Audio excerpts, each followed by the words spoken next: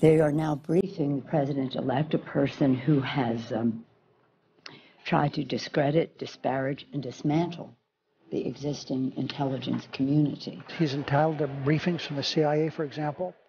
I said publicly, give him fake briefings. He's taking these shots, this antagonism, this taunting to the intelligence community. You take on the intelligence community, they have 6 ways from Sunday at getting back at you. Laugh, Hank. Oh, that's me too. Laugh, Hank. Come on. We'll do it. Recently, Donald Trump has been making some eyes towards cutting the federal government. Boom. Trump eyes 10% spending cuts, 20% slash of federal workers. Making good on a promise to slash government, President-elect Trump has asked his incoming team to pursue spending and staffing cuts. Insiders said that the spending reductions in some departments could go as high as 10% and staff cuts to 20%, numbers that would rock Washington if he follows through.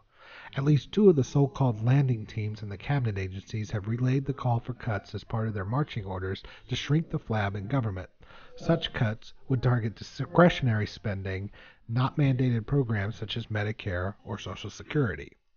So Trump has been making these waves to get rid of all these spending cuts and cut the flab in government. Needless to say, government is none too happy about this, and this takes us to the idea of the deep state.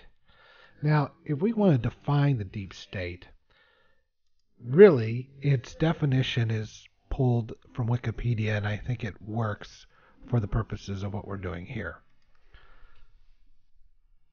Some writers, journalists, and political scientists and political activists in the United States for decades have expressed concerns about the existence of a deep state or a state within a state, which they suspect exerts influence and control over public policy, regardless of which political party controls the democratic institutions. According to Philip Giraldi, the nexus of power is centered on the military-industrial complex, the intelligence community, and Wall Street, while Bill Moore points to plutocrats and oligarchs. Professor Peter Dale Scott also mentions big oil and the media as key players, while David Talbot focuses on national security officials, especially Alan Dulles. Michael Offren, an ex-Washington staffer who's written a book on the issue, includes Silicon Valley along with key elements of government and Wall Street, but emphasizes the non-conspiratorial nature of the state. In November 2016, following Donald Trump's presidential election win, former U.S. Representative Ron Paul stated, "But quite frankly, there's an outside source which we refer to as the deep state or the shadow government. There's a lot of influence by people which are actually more powerful than our government itself and our president." Political scientist Michael J. Glennon believes this trend is a result of policy being made by government bureaucracies instead of by elected officials. And I, for one, agree with that last statement. I don't think it's a shadow conspiracy. I think that there's about 2.1 million people who have hitched their wagon to the federal government. And this is in their self-interest to keep this going. Now, Democrats and Republicans have gone in and out, back and forth, but many of these people are there for their entire career, 30, 40, 50 years sometimes. And of course, we all know the re-election of state senators and that sort of thing. So that takes us to something that I really didn't think was all that improbable until we had Trump get elected. And that's the war of the deep state on Donald Trump. So what we have here is a president who is not a part of the bureaucracy. Indeed, he wants to tear the bureaucracy down. And if you're a part of the bureaucracy, that's got to scare the shit out of you. They're in bed with the press and the media, and yes, I think to a certain extent businesses, although businesses and Wall Street seem to be okay with what Trump needs and wants to do. I think everybody that's within the government, and especially regulatory agencies that can pass whatever laws they want to or whatever regulations they want to that you have to abide by or else get fined or go to jail, are the ones that are really kicking up a storm here. And it started with the CIA and their report that CNN reported on, which we all turned out to be fake news, and then BuzzFeed printed the entire thing. And this was clearly a war against Trump.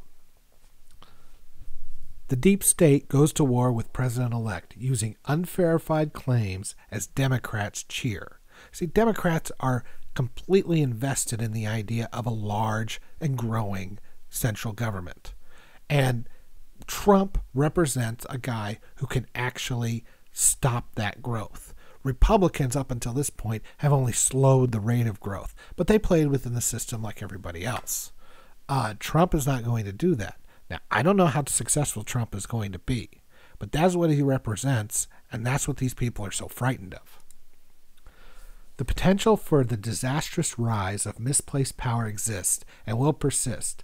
That warning was issued prior to the decade-long escalation of the Vietnam War, 3 more decades of Cold War mania and post-9/11 era, all of which radically expanded the unelected faction's power even further. This is the faction that is now engaged in open warfare against a duly elected and already widely disliked President-elect Donald Trump. They're using classic Cold War dirty tactics and defining ingredients of what until recently has been announced as fake news. Their most valuable instrument is the U.S. media, much of which reflexively reveres, serves, believes, and sides with hidden intelligence officials. And Democrats, still reeling from their unexpected and traumatic election loss, as well as the systemic collapse of their party, seemingly divorced further and further from reason with each passing day, are willing, eager, to embrace any claim, cheer any tactic, align with any villain, regardless of how unsupported, tawdry, and damaging those behaviors might be. But cheering for the CIA and its shadowy allies to unilaterally subvert the U.S. election and impose its own policy dictates on the elected president is both warped and self-destructive. Empowering the very entities that have produced the most shameful atrocities and systemic deceit over the last 6 decades is desperation of the worst kind. Demanding that evidence-free, anonymous assertions be instantly venerated as truth, such as Trump deciding to hire prostitutes in Russia and pee all over the bed that Barack Obama slept in. Despite emanating from the very precincts designed to propagandize and lie, the CIA is an assault on journalism, democracy, and basic human rationality. And casually branding domestic adversaries who refuse to go along as traitors and disloyal foreign operatives is morally bankrupt and certain to backfire on those who are doing it. Beyond all that, there is no bigger favor that Trump opponents can do for him than attacking him with such lowly, shabby, obvious shams, recruiting large media outlets to lead the way. When it comes time to expose actual Trump corruption and criminality, who is going to believe the people and institutions who have demonstrated they are willing to endorse any assertions, no matter how factually baseless, who deploy any journalistic tactic, no matter how unreliable, and removed from the basic means of ensuring accuracy? Well, we saw that with Hillary, didn't we? I mean, she was clearly sick.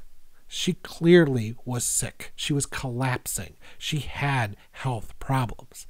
And they pretended like it didn't exist. And the media covered it up, and she lied about it. And that was just the tip of the iceberg. If that was the only problem she had, it would be the least of it. It was incredible how they covered up. So accuracy is not in their repertoire anymore. They have chosen sides. They have sunk they put their flag in the sand for the large state and the bureaucracy. And the media has gone right along with them and is a very incestuous relationship in Washington. And now the deep state realizes that they're in trouble. He's already talking about cutting 10 to 20%.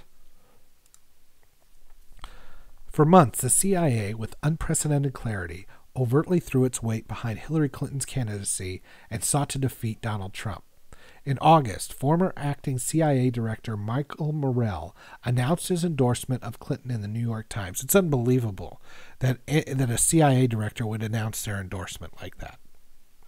And claimed that Mr. Putin had recruited Mr. Trump as an unwitting agent of the Russian Federation. The CIA and NSA director under George W. Bush, General Michael Hayden, also endorsed Clinton and went to Washington Post to warn in the week before the election that Donald Trump really does sound a lot like Vladimir Putin, adding that Trump is the useful fool, some naif manipulated by Moscow, secretly held in contempt, but whose blind support is happily accepted and exploited. So you've got two guys here, one that was under Obama, one that was under the GOP under George W. Bush. They're both a part of the deep state. And they both are really concerned that we got a guy here who's really going to work through their terrible inaccuracies. Look, I mean, these are the guys who brought us Iraq. These are the guys who told us there are weapons of mass destruction in Iraq. These are the guys who are now just bombing and screwing up. You know, ISIS is now a big deal. We were told they were JV team. They haven't gotten a thing right. And please, don't take this as an endorsement that I think Trump is the magic elixir that's going to take care of all this. I don't know. None of us know. To say that he's going to be terrible or going to be great, you don't know. Nobody knows.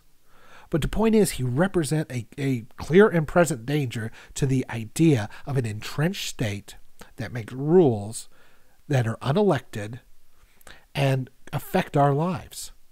Send troops overseas to get killed. And there's no vote on it. It's got to stop, and that's, I think, is absolutely one of the major moves behind electing Donald Trump. Somebody who's going to overturn the apple cart. It's not hard to understand why the CIA preferred Clinton over Trump. Clinton was critical of Obama for restraining the CIA's proxy war in Syria and was eager to expand that war. Yeah, she was going to take us to war to Russia. While Trump denounced it, Clinton clearly wanted a harder line than Obama took against the CIA's longstanding foes in Moscow, while Trump wanted to improve relations and greater cooperation. In general, Clinton defended and intended to extend the decades-long international military order on which the CIA and Pentagon's preeminence depends, while Trump, through a still uncertain mix of instability and extremist conviction, posed a certain threat to it. The CIA didn't like him. Back in October, a political operative and former employee of the British intelligence agency MI6 was being paid by Democrats to dig up dirt on Trump. Before that, he was paid by anti-Trump Republicans. They both hated him. This is the establishment that recognizes a danger, that says there's not going to be an establishment anymore. Will Trump do that? I hope so. This idea that we have to have this government telling us what to do, that has to run our lives, it's ridiculous. And it's sad that we all seem to think that that's necessary.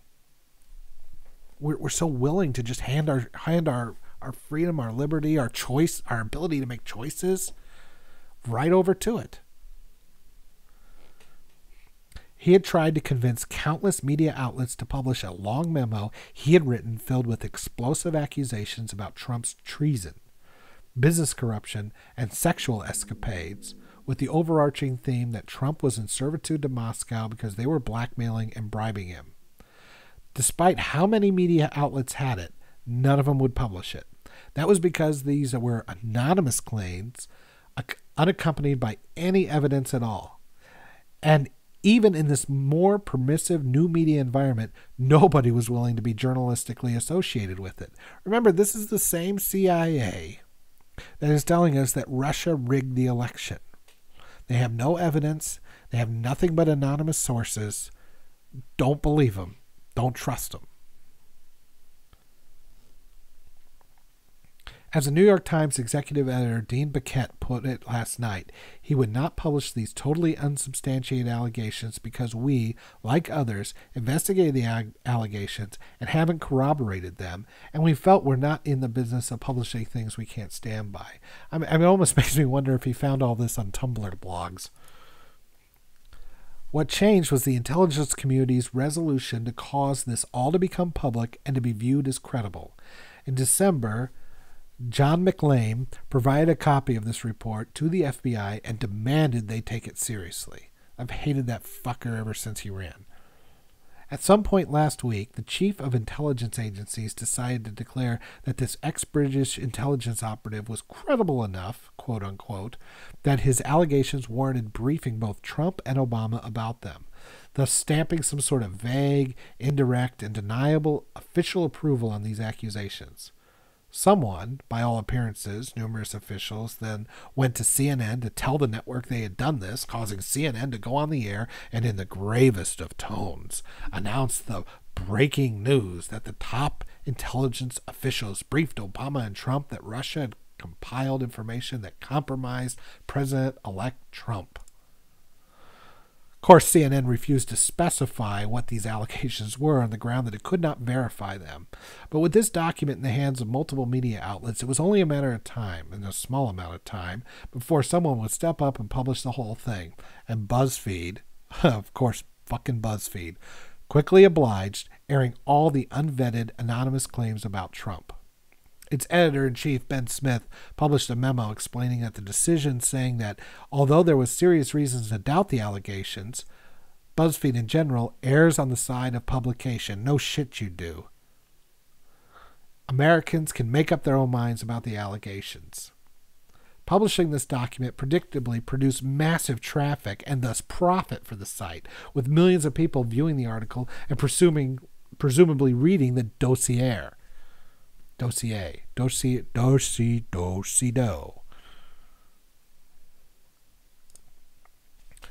can certainly object to BuzzFeed's decision, and as the New York Times noted this morning, many journalists are doing so. It's almost impossible to imagine a scenario where it's justified for a news outlet to publish a totally anonymous, unverified, unvetted document filled with scurrilous and inflammatory allegations about which its own editor-in-chief says there is serious reason to doubt the allegations on the ground they want to leave it to the public to decide whether or not to believe it. At 2 million views and counting. This is the equivalent of sitting down with a senator or with a public official you don't like and saying, "Sir, when did you stop beating your wife?" "Well, I've never beat my wife." "Well, the allegations are." "Well, do you have any proof?" Well, he said it now on national TV. So now everybody would believe that, or everybody would start talking about that. And as you well know, people start talking and they say one thing and then another person says another thing, and then people with agendas say things that are just slanted enough, and pretty soon everybody gets in his head that he beats his wife, even though there has never been an allegation or never been any evidence that he has. This is how they work. And this is what they're doing. But now, journalists now have the CIA and all the resources that go along with it to help stop this guy that was duly elected by the people of the United States. The deep state is working against us, the American people. And keep in mind, this is not the Illuminati, okay? This is not, believe me, they're not that competent, because obviously what they put out was so terrible, they're actually hurting themselves. But make no mistake, they believe that they are the ones that know better, they are the ones that have the power, and they're going to hold on to it. It's in their own self-interest. They don't want to be out of a job. Who does?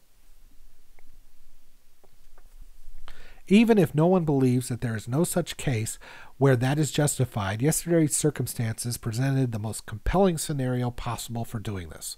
Once CNN strongly hinted at these allegations, it left it to the public imagination to conjure up the dirt Russia allegedly had to blackmail and control Trump. By publishing these accusations, BuzzFeed ended the speculation. More importantly, it allowed everyone to see how dubious the document is. One the CIA and the CNN had elevated into some sort of grave national security threat. It's possible that BuzzFeed actually overplayed their hand so badly that everybody said, "Holy shit, this is terrible," and actually helped Trump. They certainly didn't hurt him because everybody could see how bad it was. And it certainly backfired on CNN, who is now have the fake news hashtag all over next to their name. But the point is that they tried. This isn't a fair fight at this point. And we've got pretty much all of Washington, GOP and Democrat, trying to unseat a duly elected official, a duly elected president. I don't know that we've had this kind of thing ever happen before in the history of the United States, at least not to this degree. Almost immediately after it was published, the farcical nature of the dossier manifested. Not only was its author anonymous, but he was paid by Democrats and before that by Trump's GOP adversaries to dig up dirt on Trump. Worse, he himself cited no evidence of any kind, but instead relied on a string of other anonymous people in Russia he claims told him these things. Worse still, the document was filled with amateur errors. Listen, it stinks to high heaven. No sourcing, no details, misspelling, and geographical mistakes. No one would trust this. They're so bad at it, thank God. See, their incompetence is why we were getting sick of them in the first place. And then when they tried to destroy a man using all their resources, their incompetence is the thing that's helping us. Now, this is important. There is a real danger that this maneuver could harshly backfire, it did, to the great benefit of Trump and to the great detriment of those who want to oppose him. If any significant claims in this dossier turn out to be provably false, such as Cohen's trip to Prague, which turned out didn't happen and is provable, many people will conclude, with Trump's encouragement, that large media outlets, CNN and BuzzFeed, and anti-Trump factions inside the government, the CIA, are deploying fake news to destroy him. And indeed, I believe that's exactly what they're doing. In the eyes of many people, this will forever discredit and render impotent future journalistic exposés that are based on actual corroborated wrongdoings. And that's a huge danger, because we do need the press to keep an eye on those in power. And if they have taken sides, which they have, they are completely on the side of the government. Being a leftist means bigger government, means that you believe in power over the people, because all those rubes, they don't know what they're doing. And this goes against that. So their journalistic integrity is already in the dumpster. But now, people who are actually, if Trump really does something wrong, he's going to be somewhat insulated because everybody's going to take an arched eyebrow to anything that comes out unless the evidence is rock solid. And that's not a good thing, guys. I'm not trying to say Trump is doing everything right. I'm saying that by going after him with ridiculous allegations and trying to ruin a man before he's even gotten to office and done anything, is if he does do something, we are giving him the power to do it. And that is not a good thing. That's a terrible thing. The whole point of the way they set up the Congress and the president was the whole checks and balances thing, to keep any one branch from gaining too much power. Congress ceded most of its power already to the presidency or to regulatory agencies who can write laws all they want without there ever being a vote in Congress. You call them regulations or fees or whatever you want to call them. I don't care. They are still laws, and you have to obey them, because if you don't, and if it's serious enough, eventually men with guns will come and take you to jail. So the danger, the real scary thing is the CIA basically saying, we're going to take you out. And if you saw all those clips at the very beginning of the video, you saw them basically saying, we're going to take you out. We don't care if you're the president. Not through impeachment, not through finding if they have any real allegations. Just, we're going to dig up dirt on you. We're going to ruin you. That's basically what he said in that clip. CIA message to Trump. You mess with us, get ready for a leak storm of biblical proportions. What the hell? I mean, how many people are going to get hurt in those leaks? These political operatives were telling the truth about a terrifying reality about the power of intelligence agencies. They were admitting that intelligence agencies will use their position to retaliate for political reasons. This is a very curious way to get back at somebody for saying your work product is the result of political considerations more than objective reality. We're not going to worry about evidence anymore. We just don't like you.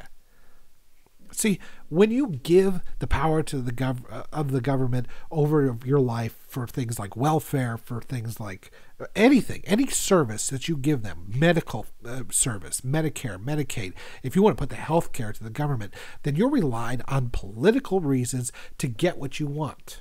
So the only way to make the change is to either vote And if that doesn't work, which many times it doesn't, then you start protesting or rioting because you have no real power anymore. You've given that up to the government, and the government will decide what you do and what you say and what you can have and what you can't have.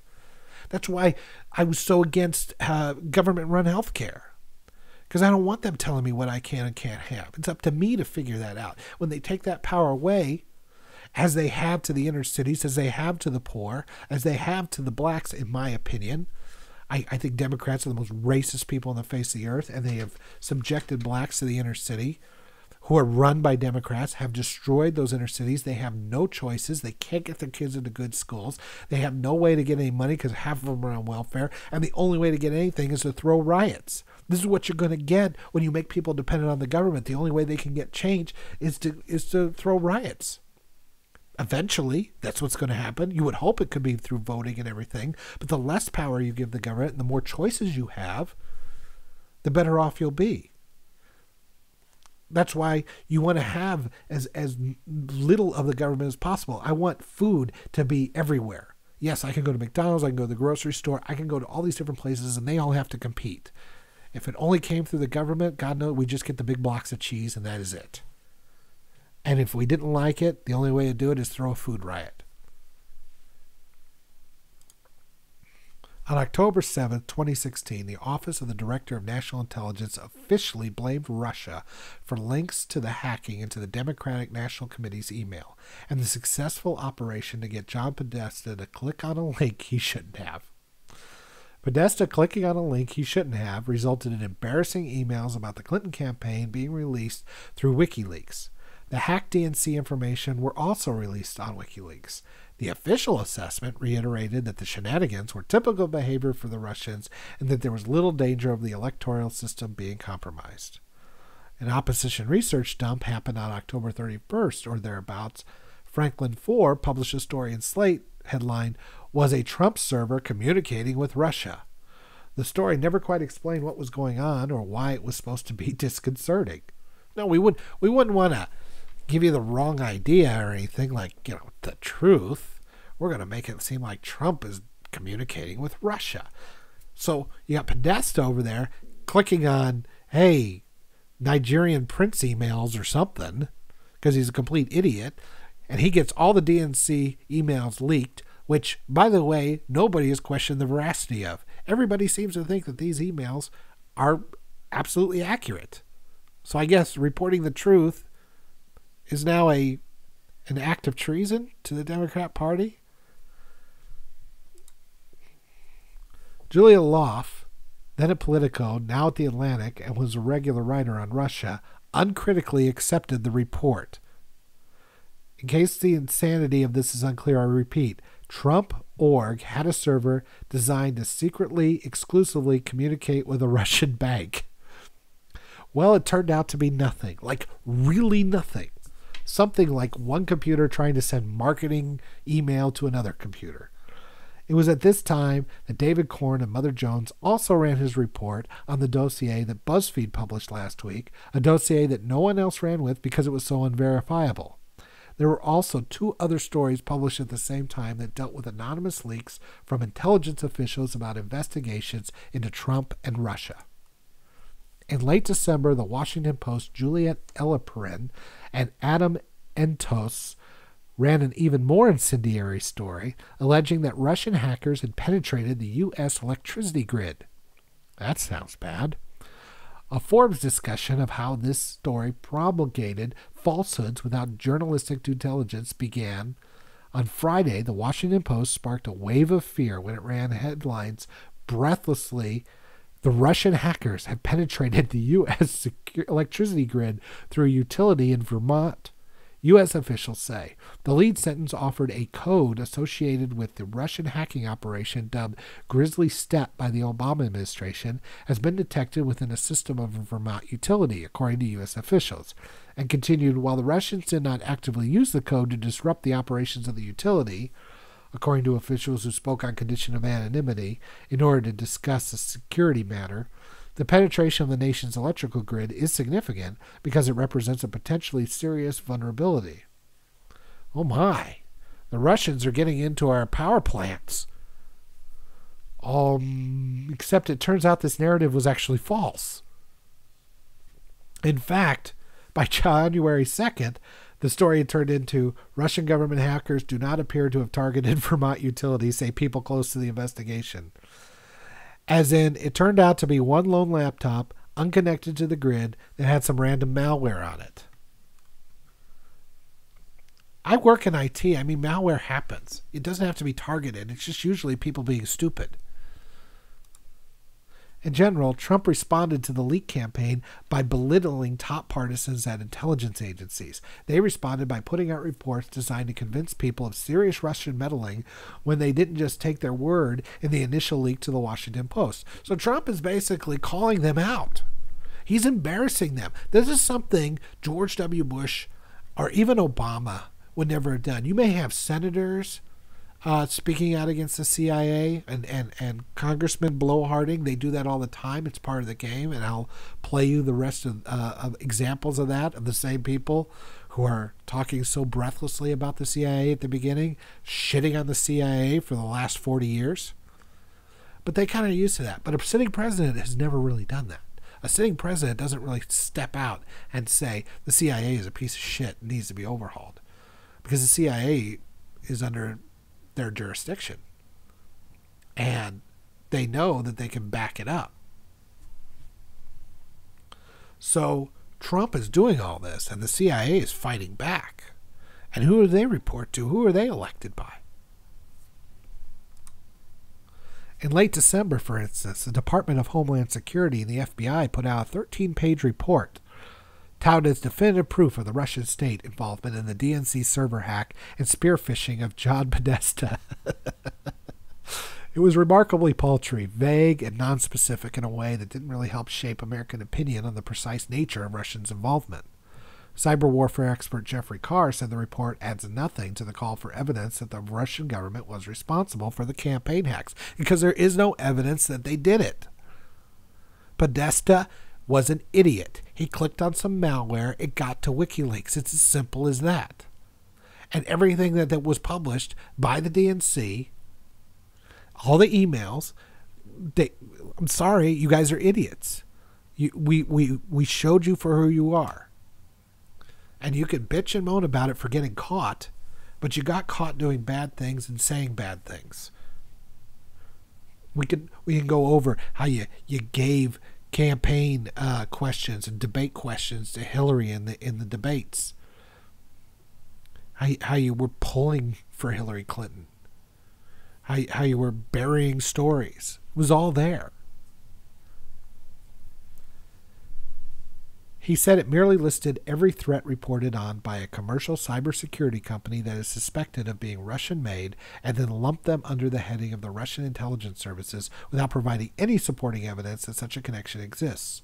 Former Air Force cyber warfare officer Robert Lee said the report is of limited use to security professionals, in part because of poor organization and lack of crucial details. God, these guys can't get anything right. Senior intelligence appointees tried again in early January with a report from the Office of the National Intelligence. It was also lacking in specifics. And Trump kept pushing back on what he likely continued to interpret as a rather clumsy and obvious attempt by Obama operatives to delegitimize his election. Clearly they did. And, things happen from the top down. This is what you've got at the top of Democrats. This is what they think. This is how they behave. And people who vote for Democrats, you wonder why they act like crazy people, like stuck pigs, because they've tied their wagon to all this too. And they've listened to all this as well.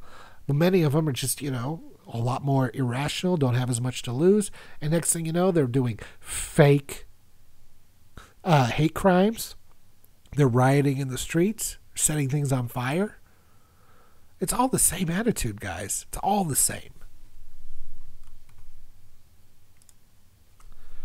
We learned that briefings were done by Director of National Intelligence James Clapper, FBI Director James Comey, CIA Director John Brennan, and NSA Director Admiral Mike Rogers. The CNN report, which carried 4 bylines, said it has not independently corroborated the specific allegations in the 35-page dossier, an important point to remember. Within an hour, BuzzFeed went and published the dossier that had been floating around, and it was just as explosive as CNN hinted. According to this report, the one that intelligence agencies were taking very seriously, a senior advisor to Trump and 3 of his colleagues had met with Kremlin operatives in Prague in late August or early September to undermine the Clinton campaign. And the Russians had a file of compromat on Trump, including an amazing story about him renting a hotel room that the Obamas had used and paying prostitutes to urinate on the bed.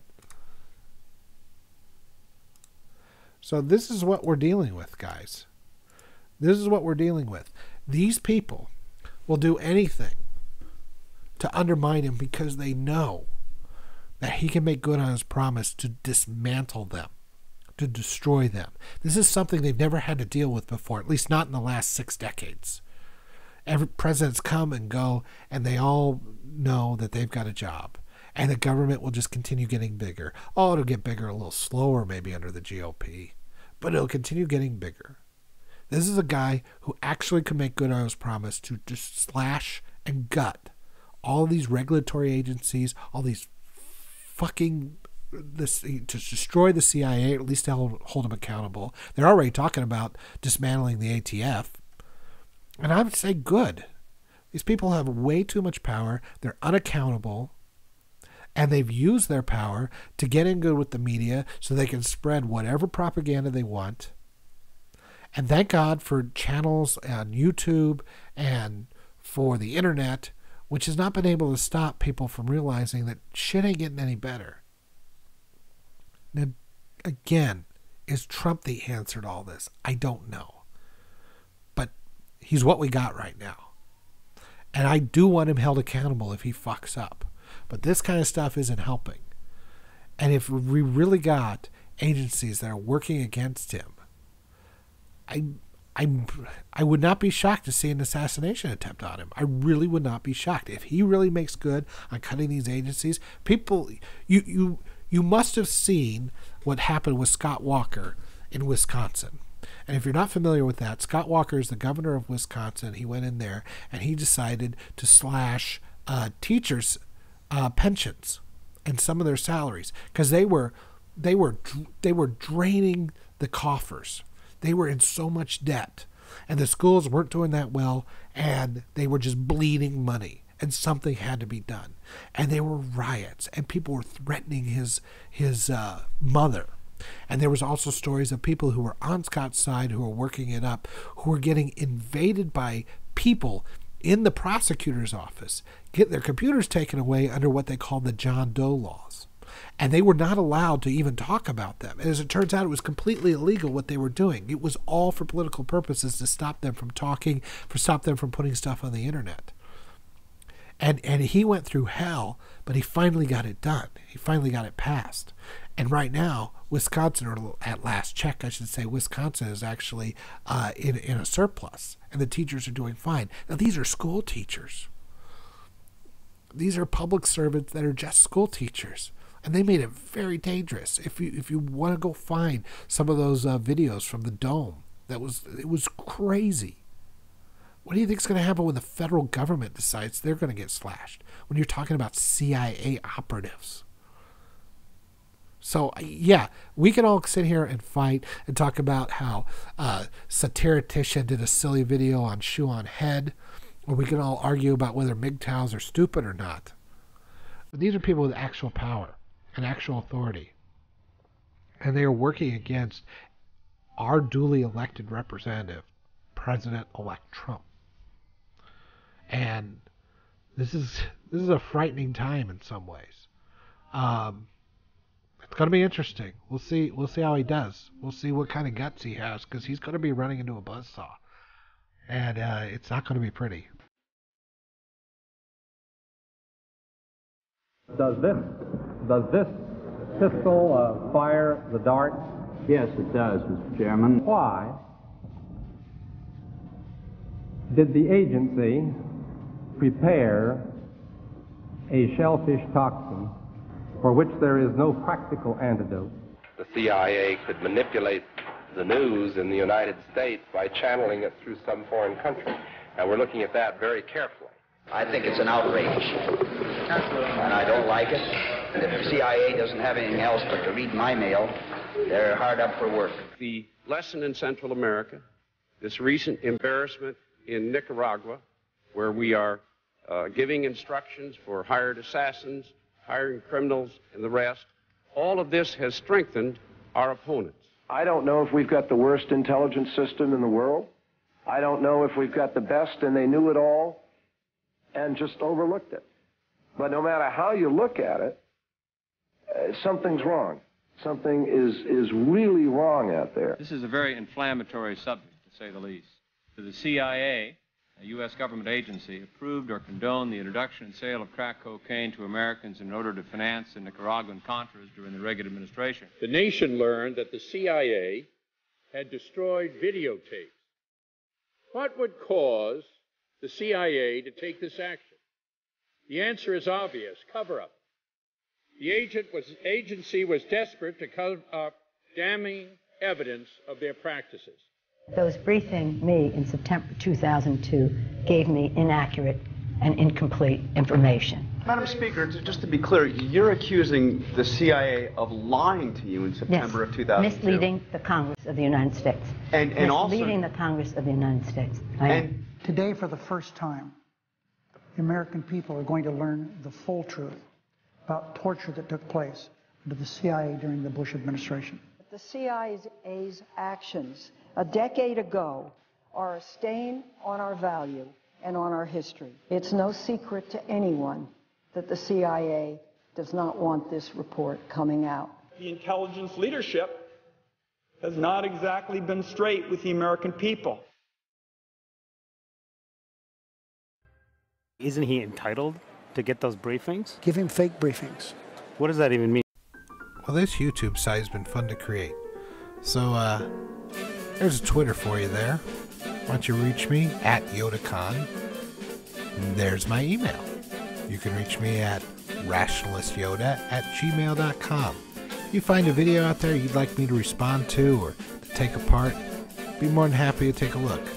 And know that I'm equal opportunity. And if you like this video, please share it. And for God's sakes, there's a subscribe button. Subscribe to my channel. And if you could tell your friends, look, I'm begging, all right? Just deal with it. I'm just begging you. Just come on, grow the channel. I'd really appreciate it. Thank you.